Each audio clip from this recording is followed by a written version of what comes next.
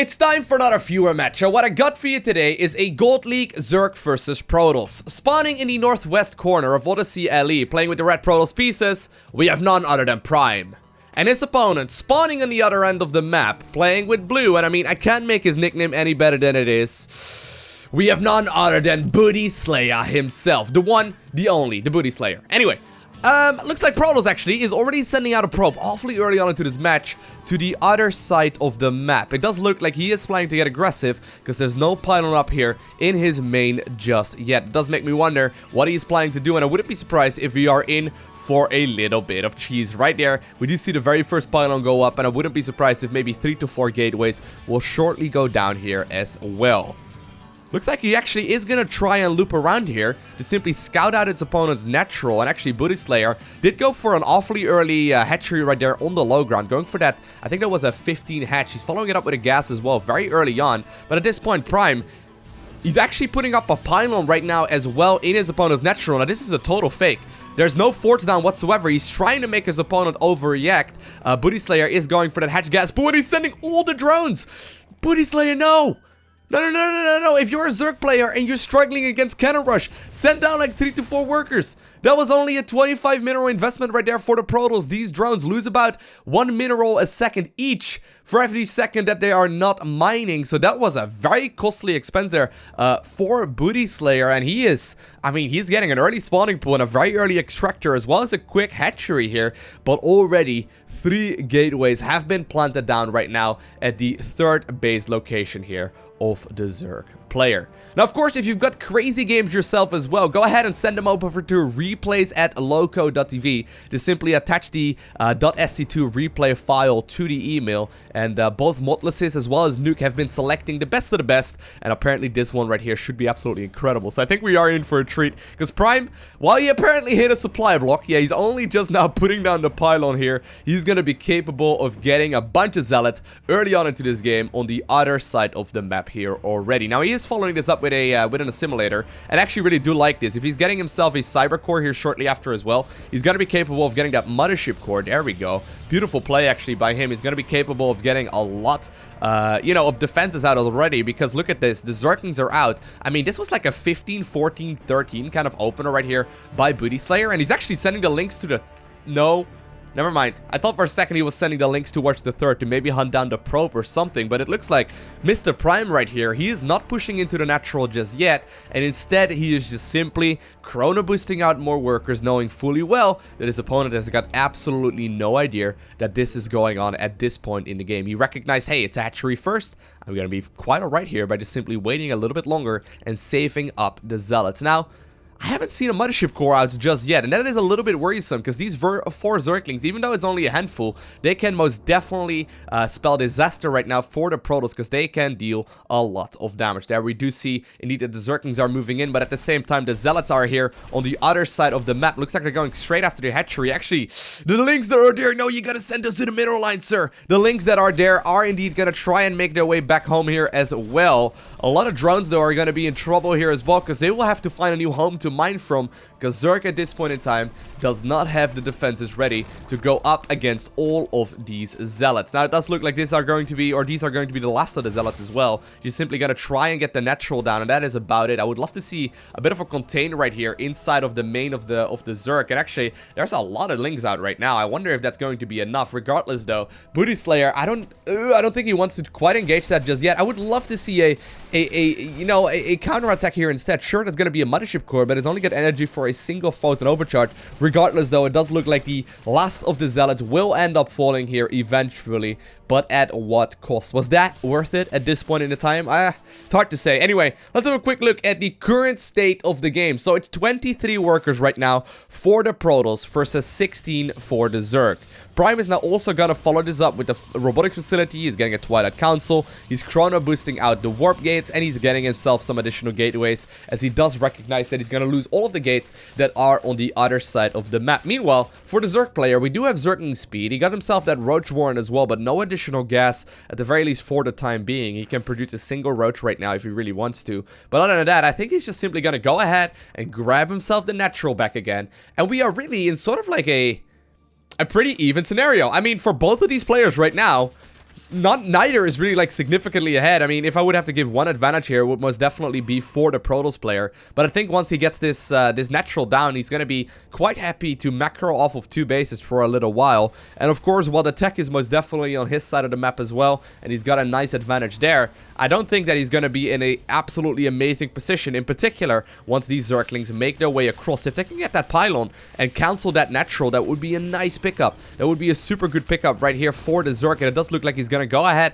and head after that after that Nexus here as well. The Zerglings trying to bait that photon overcharge. They do get one of the photon overcharges off of that mothership core, so I think that this will indeed force that Nexus to get cancelled. And while Blink is being researched, I wonder if he would not have been better off right here by just simply getting the Adept upgrade instead. But there we go. Nexus gets cancelled. Zerg is going to be able to start making more and more links, although I don't think he's going to be able to close this one out just yet. I would love to see more drones on his end instead, but regardless, I think that Prime is going to have to bow in his court. What exactly is he planning on doing in the remainder of this game? Looks like for right now, he's just simply going to go ahead and take that natural once more, and I actually don't really mind that. I mean, the Lynx are once again leaving. They have left that side of the map. They do not have any information about this Protoss natural just yet, and it does mean that, I mean, Prime, he's gonna probably just simply be able to now finish up this natural. Yeah, there we go. He's got that mothership core in position. He can warp in 2 units at a time as well, getting himself the very first immortal. Already got that observer out as well. He's gonna be able to fly across the map and sort of, you know, establish a decent amount of economy. In the meantime, though, Booty Slayer, I mean, he's been sitting back. He's not been making nearly as many drones as I would love to see him get. I mean, at this point, he's still behind here in the work account. I think he assumed that he was much further behind, though, than he actually is. This is the thing, right? Whenever you're in a situation like the one that Booty Slayer is just in, was just in as well, it's very hard to judge in what kind of state the Protoss is currently, right? Usually, though, here's a pro tip right now. For those of you that do play Zerg, usually whenever the game settles down in sort of like a lull, after early game pressure like that, you just simply want to make drones. You just simply want to go ahead and make as many workers as you possibly can. And the Stalkers here trying to do whatever damage they can. I mean, they once again will have Blink off cooldown here in just a matter of seconds. I don't know if Blink Stalker, though, are going to be that amazing. In particular, with that Immortal getting caught as well. This is a lot of damage that does indeed get dealt here by the Zerglings as well as the Roaches. But then again, that Mothership Core does pick up a lot of kills here. The Pylon in the front has got 9 kills. The Pylon in the back got 10 kills in total. And then add to that the Mothership Core with 2 kills as well. I would almost call that a disadvantage right there for the Zerg, even though he got that Immortal as well as a bunch of these Stalkers. Now once again, though, the Zerglings are trying to go for a run by. More and more Zerg units are indeed in production, but I'm starting to get a little worried right here. Prime, he's got an awful lot of economy already. Of course, Protoss can just simply make workers as well as army at the same time, and this is really gonna allow him that even though he's losing a bunch of workers, this is just simply gonna allow him to eventually get a much bigger army than his opponent. 23 workers right now in favor of the Protoss versus only 15 drones. Finally, though, we do see a decent amount of workers here. There we go. This is what I would have loved to see from Booty Slayer a little while ago. He's recognizing that he's not going to be able to win this game from here on out, and he's going to be getting a ton of drones as well as a Nidus worm. I love it. Booty Slayer going into that lair, getting himself some upgrades, but more importantly, he's gonna get that Nidus network going. And even though it looked like for a second he was done with the aggression for a little while, I think that he's going to plan on once again getting awfully aggressive here at this point in the game. Now, currently, he's got no overlord located here anywhere, so maybe he's planning to put up the Nidus at the 3rd base or something once it does go down. Regardless, though, he's trying to build up that economy, and finally, for the first time in this game, while these drones are now finishing up, will he be able to secure that economy? You know, I guess it wouldn't really be an advantage, but finally, he will be able to equalize the eco here as well.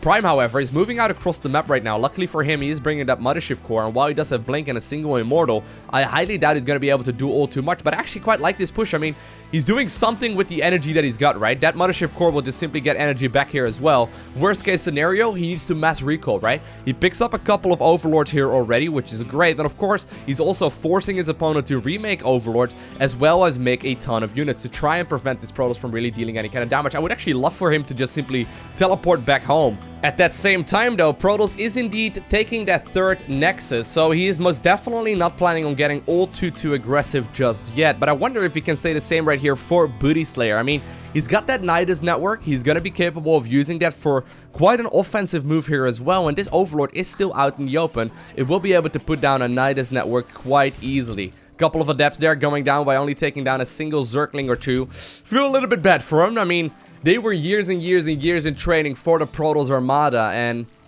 they just sort of died. They just sort of died. Imagine that, right? Imagine you're a Terran Marine, and for all these years you were in training, you were held in custody for all that time, and eventually they come to you and they're like, hey, we want you to become a Marine. And you're like, alright, let's start the training. You train for years, and then you walk out on the battlefield and you just die by a single Zergling or a Baneling. That would be pretty terrible. Regardless though, Nidus Worm is now going down here on the other end of the map. He's most definitely planning on getting awfully aggressive here. I wonder if these Zerglings could not just simply move across. But of course, this does allow him to bring the Queens here with them as well. Now, Protoss was seeing this Nidus. Why did you not finish it? He didn't finish it. Prime, you saw that thing. Well, there you go. Just floating over, or rather transfuse that. I mean, that was a little bit sloppy right there. Regardless, though, the Lynx are going to be able to get on out of there. And while there are certainly enough Protoss units to hold on here for the time being, these Zerglings are still going to be capable of dealing quite a little bit of damage. Mothership Core on running awfully low right here. Only 8 HP remaining. It will just barely be able to back up right there. And I think that these Queens may very well just simply plan on moving back home very shortly. The units did manage to get on out of that Nidus Worm once again, by the way, and they're gonna move to the other side of the map and try and see whatever damage they can do. And actually, I gotta say, this has been a very back and forth game. I love it. This is relatively uncommon for Gold League games in particular. I mean, the majority of the Gold League games that I see are just one player building up a massive army and then just overpowering his opponent. But this is looking really solid. Both of these players not worried to move out across the map here at any point. I mean, they've been making units, they've been making army, and they are once again looking to fight at this point in the game. Look at that, 12 minutes into it, and Prime only has got 85 army supply, or 85 supplier for his opponent. Nice little bit of control there though. Does get a couple of the shields right here on those stalkers, but of course they do still have blink available. I wonder if Prime has forgotten about that. He hasn't used it in a little while here. Regardless though, there are an awful lot of Protoss units, but of course that Mothership Core is not here. The Mothership Core is not here, and it does mean that these Protoss units will have an awfully tough time trying to make their way back home again as well. Beautiful micro here though by Prime. There are going to be enough Zerg units, but they don't have speed, and I mean, neither do the Banelings nor do the Roaches, so that does mean that without creep spread, they're gonna have a very tough time getting close to this Protoss army, and Protoss is going to start advancing onwards. I mean, a couple of the Banes will be able to do a bunch of damage here. That Immortal being microed backwards here as well. I wonder if there are going to be enough Protoss units here though, because Zerg is slowly trickling out more and more units, really using that defender's advantage to the best of his abilities here as well. That just basically means that he's, you know, he's spawning units closer to the army and to the battle, which of course Protoss can deny by using a War Prism. But at this point in the game, looks like we had a little bit of chatting going on. Wait, hold up. Let me pause it first. Wait, what are you guys saying? GLHF, sec, minute actually. Sorry, it's alright. Lit game, it is. It's YouTube status. Yo, let's both send this replay to Lowko. OMG, I was thinking that. We're so doing it. I tried his build already. Oh, is that your build you were trying to do? Booty Slayer, I made that Zerg vs Zerg cheese guide, my man. That was specifically a Zerg vs Zerg build. It's alright, it's alright. I love it, I love it. So I guess they both send them over to double their chances. I mean, that's one way to try and get your replay casted, I suppose. I mean, for those of you curious, by the way, I've casted a couple of dozen right now, right? But the thing is, we have received literally thousands of games. So if your game did not get casted, I apologize. But Nuke and Mutlisis are most definitely selecting, you know, the best of the best games. And therefore, you know, I can't cast each and every one of them. This so far has been an awesome one, though. I mean, it looks like we may very well make our way to a late game kind of scenario. Now, of course, Protoss is in a really dominant lead. I mean, he's at 58 workers versus only 29 to make that 59 as well, actually.